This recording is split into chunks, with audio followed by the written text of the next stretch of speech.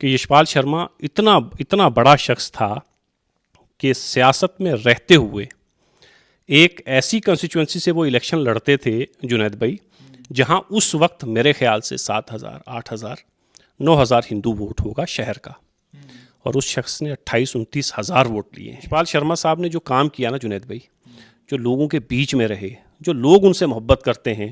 जुनैद भाई आप थे नहीं वहाँ, मैं वहाँ मौजूद था ना। इतनी लंबी लंबी दाढ़ी वाले मुसलमान जो पता नहीं किसी हिंदू के घर में मुमकिन है कि चाय नहीं, पता नहीं चाय भी पीना पसंद करते हैं या नहीं करते हैं, चूँकि इस तरह का मुआशरा हमारा हो गया है।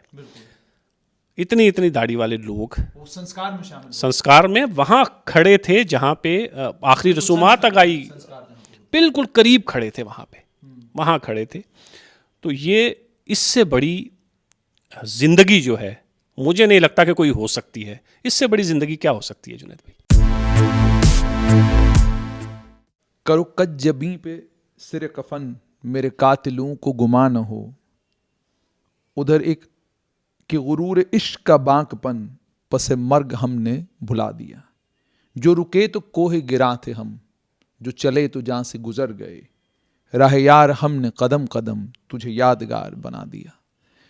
वो एक शख्स जो पुंछ की सियासत में सिर्फ एक सियासतदान नहीं था, बल्कि पुंछ की रगों में बहता था। उसे लहू कहूँ, उसे खुशबू कहूँ, इत्र कहूँ, क्या कहूँ, लेकिन वो शख्स जो भी था कमाल था। इस दौर में जहाँ नफ़रतें बेची और ख़रीदी जा रही हैं, इस दौर में जब मुझसे और आपसे आपका मज़हब, आपकी ज़ात पूछी जा रही है, इस दौर में जहाँ मुसलमान हिंदू होना और मुसलमान हिंदू की पहचान होना बहुत ज़्यादा ज़रूरी हो गया है, इस दौर में भी वो शख्स एक वाहिद शख्स था जिसे पुंछ का सारा इलाका मानता और जानता था। और सिर्फ मानता और जानता ही नहीं था, बल्कि उसके हर्फ को हर्फ आखिर समझता था। एक तरफ नफरतों का तूफान और एक तरफ मोहब्बत के सिवा और कुछ भी नहीं। और सिर्फ इतना ही नहीं कि ये शख्स तक चीज़ें महदूद नहीं, बल्कि इस शख्स के बाद इसके खानवादे के जो बाकी लोग हैं वो भी मोहब्बत और प्यार दुनिया में बांटने का काम कर रहे हैं। बेलौस खिदमत जहां ये खुद कर रहे थे, वहीं पर इनका पूरा खानदान भी रात को 12 बजे भी आप चले जाएं, दरवाजे पर दस्तक देने की देर है, दरवाज़ा खुलता है, और ये नहीं कि माथे पे शिकन, बल्कि बड़ी मोहब्बत और बड़ी शफकत से आपसे पूछा जाता है, बताइए हम आपके लिए क्या कर सकते हैं। ये सवाल नहीं होता कि आप आए हैं तो वक्त देखकर आना था, 12 बजे रात को क्यों आ गए आप। जी, मैं बात कर रहा हूं यशपाल शर्मा का कि यशपाल शर्मा इस वक्त दुनिया में नहीं है। उन्हें अल्लाह ने बुला लिया, और वो जब चले गए तो मुझे अफसोस इस बात पर हुआ कि जिस सियासी जमात के साथ एक उम्र उन्होंने गुजारी और बड़ी ईमानदारी के साथ जिस सियासी जमात के साथ अपने आखिरी दम तक खड़े रहे, उस सियासी जमात की रहबर और रहनुमा को उनके घर तक पहुंचने में बड़ा वक्त लग गया।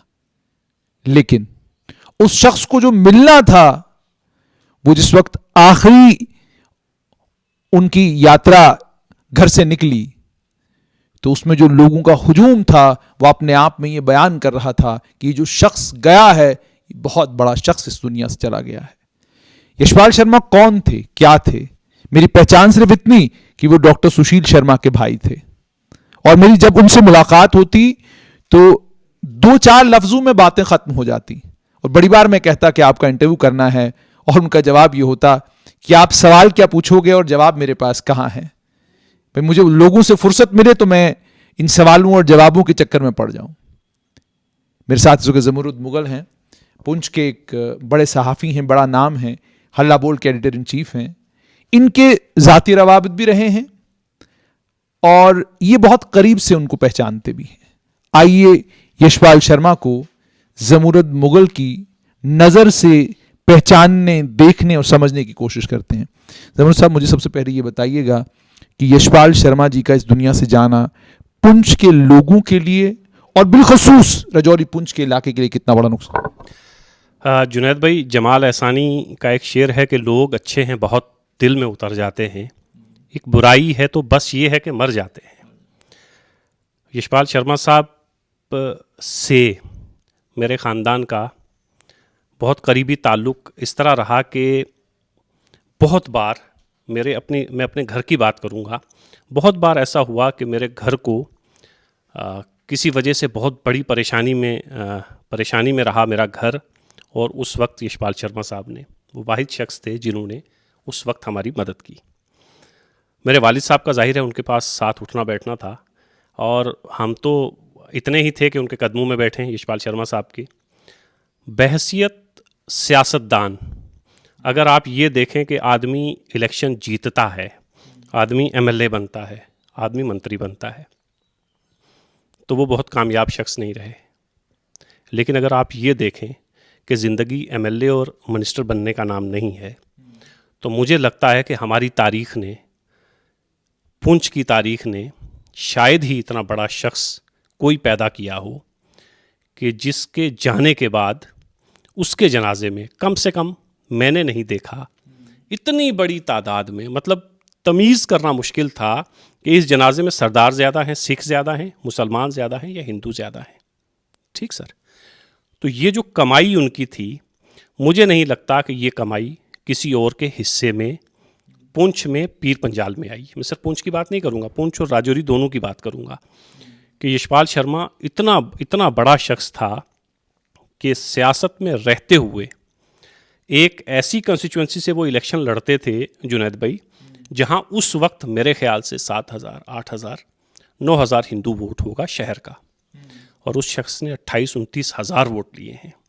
वो शख्स 100-150 वोट से हारता रहा है, और हारने में भी ये रहा कि ये नहीं कि लोगों ने दूसरे को जिता दिया, हारने में भी ये रहा कि बहुत सारी जगह ऐसी थीं जहां मुसलमानों को गांव देहात में जो यशपाल शर्मा साहब को वोट डालते थे, वोट नहीं डालने दिया गया। इस वजह से 100, 150, 200, 250 के मार्जिन से वो शख्स इलेक्शन हारा। दूसरी मैं आपसे ये बात कहूँ कि हमारी पूरी तारीख ने कई एमएलए पैदा किए, कई मिनिस्टर पैदा किए। जुनैद साहब, अगर आप मुझसे पूछेंगे ना कि पुंछ में अभी कौन से मिनिस्टर थे लास्ट सरकार में, मैं नहीं बता पाऊँगा। मुझे अगर आप पूछेंगे कि पिछले 3-4 एमएलएज़ के नाम बताओ, मैं नहीं बता पाऊँगा। लेकिन आप पुंछ कभी तशरीफ़ लाएं, आप किसी बच्चे से पूछें कि यशपाल शर्मा कौन था, किसी 100 साल के बुज़ुर्ग से पूछें कि यशपाल शर्मा कौन था, वो आपको बताएंगे कि यशपाल शर्मा कौन शख्स था। आज भी इस उम्र में जब यशपाल शर्मा साहब थे, और हर एक शख्स, चाहे वो एडमिनिस्ट्रेशन में बैठा है, चाहे वो सड़क पे मेरे जैसा आम आदमी चलने वाला है, वो उनका एहतराम करता था। इस उम्र में भी यशपाल शर्मा साहब के पास अगर मैं किसी काम के लिए गया ना, उस शख्स ने ये नहीं कहा कि मैं बीडीओ को फ़ोन कर दूंगा, उस शख्स ने ये नहीं कहा मैं एसएचओ को बोल दूंगा। हालांकि यशपाल शर्मा साहब का मैसेज ही बहुत होता था एडमिनिस्ट्रेशन के लिए, उन्हें पता था कि ये शख्स जो कह रहा है काम इसका करना ज़रूरी है। लेकिन शर्मा साहब खुद, मैं गया, मैंने कहा सर ये है, चलो एसएचओ के पास चलना है साथ, सिर्फ इस तसल्ली के लिए कि ये जो आदमी बेचारा मेरे पास परेशान होके आया है, अगर मैं फ़ोन करूंगा तो ये समझेगा कि मुझे टाल दिया इसने। खुद जाते थे। इस उम्र में भी, इन हालात में मैं आपको बताऊं सर कि जब उनका इंतकाल हुआ है उससे 1 महीना पहले मैं किसी काम के लिए पुलिस स्टेशन गया, तो इसके एसएचओ साहब जो हमारे इस वक्त भी हैं वो भी गवाह हैं। मैं जब गया तो एसएचओ साहब के चैम्बर में, उस कमरे में शर्मा साहब को बैठे हुए देखा मैंने, तो मुझे यशपाल शर्मा जी खुद बैठे, शर्मा एक एसएचओ के कमरे में बैठा हुआ है। मैं गया, मैंने उनके घुटनों को हाथ लगाया, हाथ मिलाया, तो मेरी हिम्मत ही नहीं थी कि उनके सामने मैं बैठूं। हर शख्स इतना एहतराम उनका करता था कि उनके सामने बैठते हुए उसे लगता था नहीं, इनके सामने बैठना नहीं है। उनमें मैं भी एक हूँ। तो मैंने ये देखा कि शर्मा साहब बैठे हुए हैं, एसएचओ साहब से कुछ बात चल रही है। मैंने मुश्किल से 30 सेकंड में वहाँ रुका हूँगा। मैंने एसएचओ साहब से कान में कुछ कहा और मैं आ गया वापस। बाहर मैंने देखा कि 2-3 लोग खड़े थे, तो मैंने अंदाज़ा लगाया कि इन्हीं लोगों के लिए शर्मा साहब यहाँ पे आए हुए हैं। बात आई गई हो गई, शर्मा साहब का इंतकाल हो गया। उसके बाद मैंने इसका इंटरव्यू में बाकायदा जिक्र किया एक जगह कि ये था यशपाल शर्मा कि एक एसएचओ को अगर शर्मा साहब फ़ोन करते तो एसएचओ साहब ने तब भी काम करना था। लेकिन वो जो आदमी आया है ना शर्मा साहब के पास, वो जब तक शर्मा साहब के पास से पुलिस स्टेशन पहुंचे तब तक उसके दिल में ये रहता कि यार पता नहीं एसएचओ इसनी गल सुनसी कि नहीं सुनसी, है ना। तो शर्मा साहब खुद एसएचओ के वहाँ बैठे हुए थे। आपका सबसे पहला तारुफ यशपाल शर्मा के साथ कब हुआ? सर हमारे वालिद साहब किसी केस में गांव में कुछ हालात ऐसे बने, हम शहर में रहते थे तो मिलिटेंसी का उरूज का ज़माना था, तो हमारे वालिद साहब इस केस में इन्वॉल्व हुए। मतलब पुलिस ने उनको पकड़ा शहर से और गांव में किसी ने कोई शिकायत की थी, तो वो उरूज का ज़माना था। तो उस वक्त फ़र्द वाहिद, ये मेरे घर की कहानी नहीं है, आप कभी आइएगा मैं हज़ारों लोगों से मिलवाऊंगा, हर घर की ये कहानी है कि उस वक्त इन हालात से पुंछ के लोगों को किस शख्स ने निकाला। वो एक ही शख्स है, उसका नाम है यशपाल शर्मा। मेरे वालिद साहब इस केस में, किसी केस में पुलिस ने उठा लिया मिलिटेंसी के केस में। तो अब हम जो है पहुँचे, मैं बहुत छोटा था उस वक्त, गालिबन 11th या 12th में पढ़ रहा हूँगा। तो मैं और मेरी वालदा जो है शर्मा साहब के पास पहुँचे। तो शर्मा साहब ने, पहले हमने और बहुत सारी कोशिशें की कि हो जाए, नहीं हुआ। फिर अब शर्मा साहब के पास पहुँचे तो मैंने कहा सर ये मेरी माँ हैं, ये आई हैं, कुछ सुने इनकी कहानी। तो शर्मा साहब को हमने सुनाया तो शर्मा साहब ने कहा यार कि वो तो मेरा दोस्त है, वो तो हो ही नहीं सकता कि इन चीज़ों में इन्वॉल्व हो। मैंने कहा सर अगर इन्वॉल्व हैं तो कम से कम वो क्लियर हो, नहीं हैं तो उनको किसी तरीके से छुड़वाइए। तो 2 दिन लगे जुनैद भाई। 2 दिन के बाद हमारे वालिद साहब जो हैं वो थाने से बाहर थे। और ये कहानी हज़ारों घरों की कहानी है, और वो 1000 घर जो हैं वो जब तक यशपाल शर्मा साहब का घराना मौजूद है, जैसे शुरू में आपने जिक्र किया ना, और डॉक्टर सुशील की बात करें, हमारे म्यूनसिपल चेयरमैन पुंछ के उनके भाई हैं वकील साहब, आप उनकी बात करें, आप उनके दामाद प्रोफेसर विवेक आर्या की बात करें, ये पूरा घर ऐसा है जिस घर ने पुंछ के आपसी भाईचारे को ऐसे जोड़ के रखा हुआ है। यही वो घर है जिस घर में मैं भी जाते हुए अगर मैं हिंदू किसी की बुराई कर दूं, हिंदू के बारे में कुछ कह दूं कहीं, इस घर में जाते हुए मैं भी झिझकता था कि मैंने कहा नहीं यार, यशपाल शर्मा साहब के सामने। वैसे ही हिंदू का मामला भी था, उसे भी लगता था मुसलमानों को गालियाँ शालियाँ अगर शर्मा साहब के कान तक पहुँच गई तो बड़ी मुसीबत हो जानी है। तो ये जो एक जोड़ के रखा था ना, ये सिर्फ शर्मा साहब थे। और इससे बड़ी मिसाल जुनैद साहब आपको क्या मिलेगी कि वो शख्स 28,000 29,000 वोट लेता रहा है, जहाँ मुश्किल से 6,000 7,000 हिंदू के वोट थे, 8,000 हिंदू के वोट थे। 28,000 29,000 वोट लेके उसके बाद कभी दोबारा मुलाकात हुई यशपाल शर्मा जी की? बिल्कुल मेरी मुलाकात हुई। जब मैंने ये अपना न्यूज़ पोर्टल शुरू किया तो मैं उनकी खिदमत में हाजिर हुआ और वो सोफ़े पे बैठे हुए थे, उनके साहबजादे जो हैं वो वहाँ मौजूद थे। तो मैंने उनसे कहा, मैंने कहा मैं 22 साल के बाद आया हूँ दिल्ली से, तो शर्मा साहब तो भूल ही गए होंगे, तो आप ज़रा तारुफ़ करवाएं और उसके बाद मैं अपनी कहानी शुरू करूं। तो उन्होंने याद दिलाया। तो फिर मैंने उनसे कहा, मैंने कहा शर्मा साहब आपको नहीं याद होगा कि आपका मेरे और मेरे घर के ऊपर ये एहसान है कि उस वक्त जब हम बेयारो मददगार थे, उस वक्त मेरे वालिद को थाने से छुड़ाने वाले आप थे। तब उन्हें याद आया, हाँ, तो उन्होंने ऐसे हज़ारों लोगों को उस वक्त छुड़ाया, कहाँ उनको याद आता इतना। फिर मैंने कहा सर मैं बाहर रहा, सारी कहानी उनको सुनाई। मैंने कहा आपका एक इंटरव्यू करना है, आप वाली जो आपसे उन्होंने कहा तो वही हमसे भी कहा, क्या बात करनी है यार, मेरे पास कुछ है ही नहीं बोलने को। मैंने कहा सर यही बोलना है जो आपके पास नहीं है ना, बस यही बोलिए आपके, मेरे पास कुछ नहीं है बोलने को। जब कैमरा सामने होता है तो जब हम सवाल पूछते हैं तो दूसरा कुछ ना कुछ तो बोलता ही है। तो आप वो कभी आपको मौका मिले वो देखिएगा, क्लिप्स छोटे छोटे निकाल के उन्होंने लोगों ने वायरल किए हुए हैं। तो मैंने उनका इंटरव्यू किया और मुझे लगता है कि यूट्यूब पर या इस डिजिटल दुनिया में जहाँ तक मेरा इल्म है, यशपाल शर्मा साहब का वो वाहिद एक इंटरव्यू है। तो शर्मा साहब का इंटरव्यू करने के बाद उन्हें भी अच्छा लगा थोड़ा, फिर मुझे बुलाया एक दिन उन्होंने। उस वक्त भी उनके बेटे मौजूद थे और मुझे बुलाया पार मंदिर में। एक मंदिर उन्होंने तामीर किया है जहाँ तकरीबन 3 किलो सोना उन्होंने वहाँ पे इस्तेमाल किया है। मंदिर की कहानी में मैं आपको बताता हूँ कि मुझे उन्होंने बुलाया, कह रहे आ मुंडिया देख तू, वैसे ही बात करते थे सबके साथ। तो मैंने कहा सर ये तो आपने कमाल किया हुआ है, इस पहाड़ पे इतनी दूर, बॉर्डर वहाँ से मुश्किल से 4-5 किलोमीटर होगा, आप तो पहुँच गए हैं। तो मैंने कहा यहाँ ये क्या कर दिया जी आपने? मैंने ये देखो, ये मैंने सियासत व्यासत सब छोड़ दी है, मैं इसमें लगा हुआ हूँ, धार्मिक सब ये सब। जुनैद भाई वो मंदिर अगर आप देखेंगे आने वाले दिनों में पुंछ इसलिए भी आप डिस्कस करेंगे जम्मू में बैठकर कि पुंछ में वो मंदिर है जिसको तामीर सिर्फ और सिर्फ एक शख्स ने किया है, उसका नाम है यशपाल शर्मा। मैंने उनसे कहा, मैंने कहा सर 3 किलो सोना, मैं तो घबरा गया। 3 किलो सोने का, हम तो सोने को ऐसे देखते हैं ना तोले में, हम तो तोले के हिसाब से बात करते हैं। वो जब किलो की बात हुई तो वो पहली बार मेरे कान में पड़ा कि सोना किलो भी होता है ना सर। मैंने कहा ये पैसा कहाँ से आता है? तो ऊपर वाला देता है। यशपाल शर्मा साहब अगर जुनैद हाशमी को फ़ोन करके ये कहें कि जुनैद साहब यहाँ 10 ट्रॉली आनी है रेत की, तो आप के पास इतना पैसा है या नहीं है, आप शर्मा साहब को ये नहीं कहेंगे कि सर कोई हफ्ता 10 दिन की रियायत दे दें। आप नहीं कहें, क्यों? ये शख्सियत का असर था, एहतराम और असर।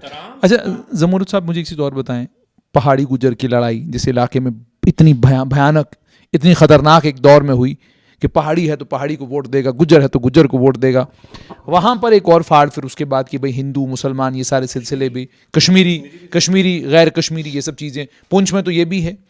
इन सब चीज़ों के बीच में भी इस शख्स में क्या वो मकनातीसी ताकत थी जिस मकनातीसी ताकत की वजह से ये सारी कौमें यकजा होकर जो है इन्हें वोट देती थी?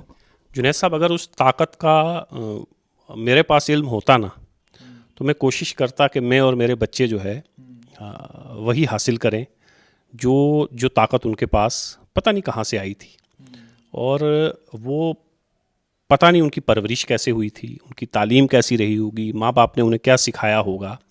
ये सारी चीज़ें अगर मेरे पास होती, मुझे पता होता, तो मैं चाहता कि मेरे बच्चे वही सब हासिल करें जो यशपाल शर्मा साहब ने अपने वक्त में हासिल किया होगा। जुनैद भाई, आप डॉक्टर सुशील साहब से मिले, आप इनके भाई हैं, म्यूनसिपल चेयरमैन हैं हमारे पुंछ से, आप उनसे मिले। आप इनके दामाद हैं विवेक आर्या, उनसे मिले। आपको लगेगा कि यशपाल शर्मा के कुछ हिस्से जो बच गए हैं ना, वो सब इनमें मौजूद हैं, और अल्लाह इनकी उम्र दराज करे। ये लोग रहने चाहिए पुंछ की सोसाइटी के लिए, हम सब की सोसाइटी। आज के इस दौर में, अगर किसी शख्स को पुंछ की सबसे ज़्यादा ज़रूरत थी तो वो शर्मा साहब थे। और शर्मा साहब के ख़ानदान के जो बाकी लोग हैं, आप सबको जानते हैं, डॉक्टर सुशील साहब जिस तरह यहाँ पे लोगों की मदद करते हैं, काम करते हैं, तो मुझे लगता है कि कुछ चीज़ें इनमें बाकी रह गई हैं, और हम इनके लिए हम सबको मिलकर दुआ करनी चाहिए कि इनको ऊपर वाला लंबी उम्र दे, ताकि वो जो साया हम यशपाल शर्मा साहब का इन लोगों में देखते हैं ना, वो हमें ज़्यादा देर देखने को मिले। और जुनैद भाई, हमारे बच्चों को इन लोगों से बहुत कुछ सीखने की ज़रूरत है। इस ख़ानदान से, मैं पुंछ की बात करूँगा, पुंछ के लोग भी आपको बहुत सुनते हैं, इस ख़ानदान से बहुत कुछ हम लोग सीख सकते हैं, हमारे बच्चे सीख सकते हैं। और इस वक्त तो मुझे लगता है कि शर्मा साहब की ज़िंदगी में शायद इतनी ज़रूरत शर्मा साहब की रही हो जितनी शर्मा साहब की तालीम की ज़रूरत इस वक्त हमारे मुआशरे में है, इस दौर में। मुझे ये बताइएगा कि जहाँ तक शर्मा साहब का ताल्लुक़ है, देखने को ये भी मिला कि जब ये शख्स इस दुनिया से चला गया तो कोई बड़ी सियासी शख्सियत, मैं बात करूँ ग़ुलाम नबी आज़ाद की, तो उनको भी पुंछ में कामयाबी नहीं मिलती अगर यशपाल शर्मा वहाँ खड़े नहीं होते। मैं बात करूँ मुफ्ती मोहम्मद सैयद की, तो उनके तो दायां बाजू यशपाल शर्मा थे। इसी तरीके से अगर मैं बात करूँ डॉक्टर फारूक अब्दुल्ला की, तो एहतरामन आप एक शख्स से ज़रूर मिलने जाते हैं, लेकिन कोई बड़ी शख्सियत ना तो इनकी आखिरी रसूमात में शामिल मिली, ना ही कोई बड़ी शख्सियत इनके घर में उस दिन आई। उसके बाद सुनने को कहीं मिला कि पीडीपी की लीडर और हमारी ex chief minister Mehbooba Mufti वहाँ गई हैं, लेकिन ग़ुलाम नबी आज़ाद को तो शायद अभी तक अता पता भी नहीं है कि इतनी बड़ी शख्सियत इस दुनिया से चली गई है। बाकी प्रेस नोट तो वो जब मेरे अब्बा जी गुजरे थे तो मेरे अब्बा जी का भी प्रेस नोट उन लोगों ने निकाला था, तो प्रेस नोट तो आप निकाल ही देते हैं ताकि कोई कल गिला शिकवा ये न करे कि जनाब आपने याद नहीं किया। तो मुझे ये बताइए, ये क्या वजह कि आप इस शख्स की आखिरी रसूमात में भी शामिल नहीं थे? ये उन लीडरों की बदकिस्मती है या कोई और वजह? इससे ज़्यादा और क्या कहा जा सकता है कि ये उन लीडरों की बदकिस्मती है कि वो वहाँ जब उन्हें पहुँचना था ये था, नहीं पहुँचे। कुछ तो अभी भी नहीं पहुँचे। महबूबा मुफ्ती साहिबा ने ट्वीट किया एक उसी दिन कि मेरे वालिद के एक दोस्त बहुत करीबी, उनका इंतकाल हुआ, मुझे बहुत दुख है। और उसके चंद दिनों के बाद महबूबा मुफ्ती पुंछ पहुँची भी उनके घर।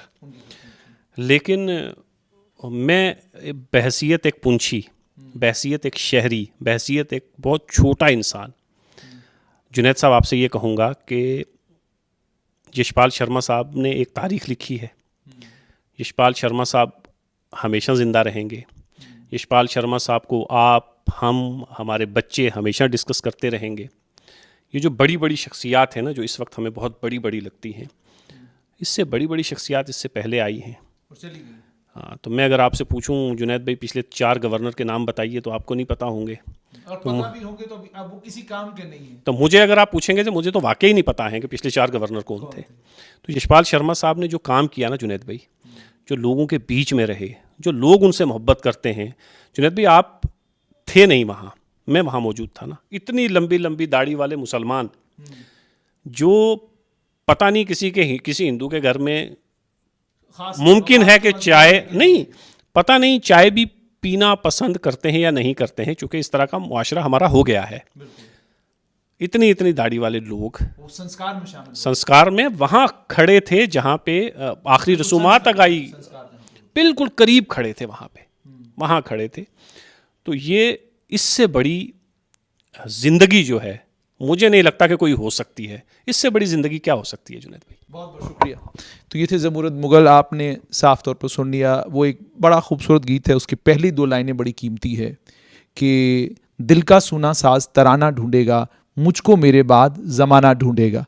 तो असल में मामला यही है कि यशपाल शर्मा को अब उनके बाद ज़माना इसलिए भी ढूंढेगा क्योंकि इस दौर में और इस वक्त में एक फ़र्द वाहिद, जिस फ़र्द वाहिद ने ज़ात पात, मजहब, बिरादरियाँ ये सब ख़त्म कर दी थी और सभी लोग उनको एक जैसी मोहब्बत करते थे। और आगे भी जो गुलशन छोड़कर चले गए हैं उसमें डॉक्टर सुशील शर्मा हैं। मेरा बड़ा ज़ाती रिश्ता उनके साथ है और बहुत करीब से मैंने उनको अपने उस दौर में देखा है, उस वक्त में देखा है जब मैं परेशानी का शिकार था, तज़ब्ज़ुब का शिकार था, और जिस वक़्त एक सहारे की या एक दोस्त की ज़रूरत थी, उस वक़्त साए की तरह इतना बड़ा कार्डियोलॉजी का डॉक्टर मेरे साथ रहा है।